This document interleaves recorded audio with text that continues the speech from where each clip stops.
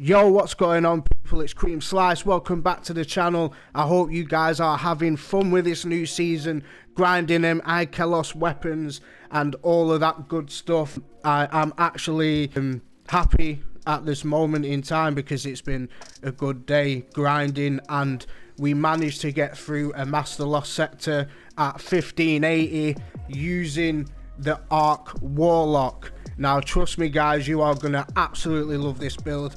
When ARC 3.0 first dropped, that was the first build that I put out, getaway artist ARCSOUL, right? And I told you it was going to be broken, and now we are in season 19 and our ARCSOUL have now had a significant buff, and we are more broken than ever with ARCSOUL, guys. You've got to understand this. Running this nightfall, I was 1580 and we are like 30, nearly 30 light levels under the master loss sector, and these ARCSOUL are just amazing. So I will go as far as saying ARC warlocks are now broken with ARCSOUL, trust me. So let's just dive straight into the build. It's going to be a replica of my first build, but we have an amazing new weapon that's just launched from season 19 that is farmable, and it has an amazing perk on it that synergizes so well with this build with ARCSOUL. And obviously we have the cold heart, which a lot of people do not think could be meta. I personally do, just because it has had a little buff, and we'll go over that in the video.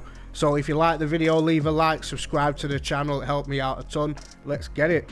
Using a chaos reach, this had a small buff with its timer decrease, so we can get that back a lot quicker. I do feel like Bungie lacked with this and could have definitely increased the power of this super. It feels quite inadequate, but it's good for ad clearing. Two aspects that we need for this build is, first of all, electrostatic mind.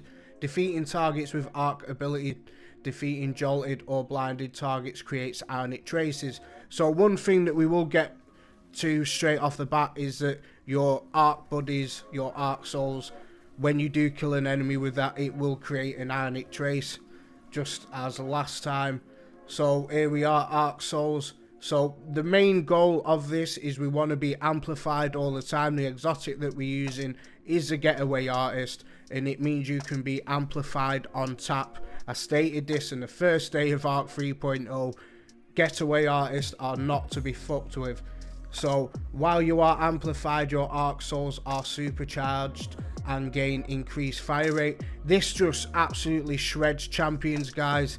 In this this nightfall here, I was just pretty much having ARCSOUL on the infinity loop, throwing my rift down, arc buddies, giving them to my fire team. We were just mowing down champions so far under the light level. If you could only imagine when we do reach the light level what these ARCSOUL are capable of.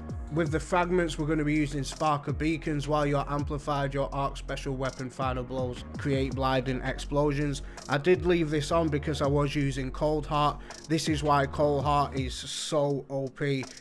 Not only can you create ionic traces, and you can get up to the max power really quickly by tapping the trigger with cold heart, not holding it. Tap it, guys. Divinity number 2. And we can blind enemies when you get a precision shot with it, which is super OP. Then we've got Spark of Ions, defeated jolted targets creates ionic traces. We've got Spark of Discharge, arc weapon final blows have a chance to create ionic traces. And we have Spark of Shock, our arc grenades jolt targets. So with everything going on with the subclass so far, we can jolt everything. We can create his infinity loop of ionic traces. And if you are running cold heart, you can blind your enemies, which is super nice. Look at the getaway artist really quickly. Dynamic duo, convert your arc grenades into an ARCSOUL and become amplified. So you really want to run 100 discipline with this build. This will enable you to use your grenade as an ARCSOUL, and then using your rift and getting kills creating ionic traces means that you'll be getting grenades back in between the timer of your ARCSOUL. So you can always throw grenades on enemies, choose which one you want, get ionic traces back from that, get another arc soul while your grenade's going off. We can just create an infinity loop of throwing grenades and using grenades as arc souls. This is why I do think warlocks are broken with this exotic. So this is the baby that I have been using with this build all today, and it is absolutely amazing. It has vault shot on it, guys, which is just phenomenal against adds. It's great against champions because it jolts them, especially barrier champions. While they are jolted, they cannot throw up their barrier shield. This is just so OP, and it's farmable, so go farm the new events from season 19. So it is called Path of Least Resistance. It is an arc trace rifle, and it is so good. This is what I was using in alternatively to Cold Heart, which they're both, you can use both of them with this build with Font of Might and stuff because they are arc weapons. But go find yourself one of these for Vault Shot. I think it has a crazy amount of damage when we start stacking some damage mods with it, so we'll go over them now. If you wanted to use Cold Heart with this, I do recommend that also.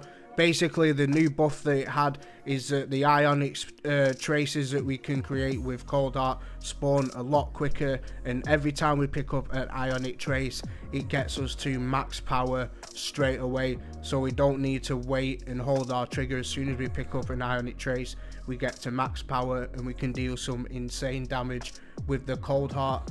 So it is an all-in-one. This, it creates ionic traces, you can blind enemies with the fragment that we've got on, and we can also deal some insane DPS with it. So we'll start from the bond up. We are using elemental armaments, so when we get kills with our trace rifles, we can make arc elemental wells. Double bomber mod on there as well, so every time we throw our rift down, we're going to get a massive chunk of our grenade energy back. High energy fire on there to get a massive 20% damage buff with our arc weapons.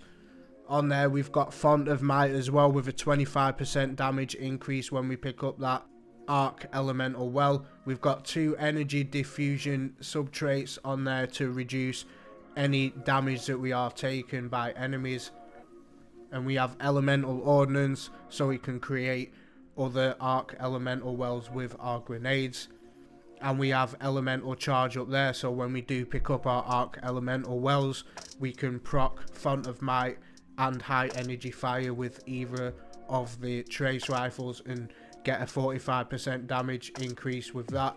And then if you stack that on top of Vault Shot, you are doing some insane damage and some insane clear. It is definitely not to be sniffed at. I did say at the start of Arc 3.0, Arc Souls and Warlocks are broken. I still stand by that.